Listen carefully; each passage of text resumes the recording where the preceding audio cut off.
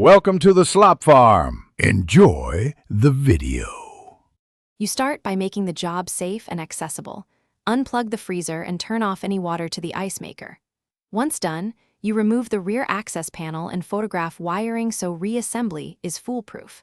Now test obvious electrical items, check the start relay and run capacitor with a multimeter. Continuity and capacitance explain why the compressor may not start. If the relay clicks but the compressor doesn't spin, you proceed. This early test separates electrical faults from sealed system problems. Next, you dig deeper to determine whether the issue is electrical or mechanical. Measure compressor windings for continuity and compare resistor values.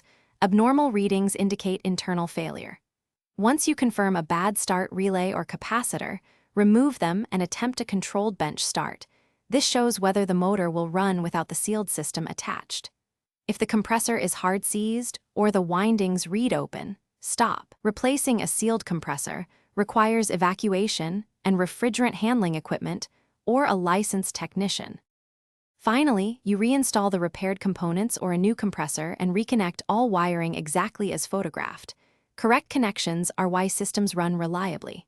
Then evacuate the sealed system to the required vacuum, perform a leak test, and recharge with the specified refrigerant charge. This ensures cooling performance and compressor longevity. Once powered, monitor run current and temperatures for stability.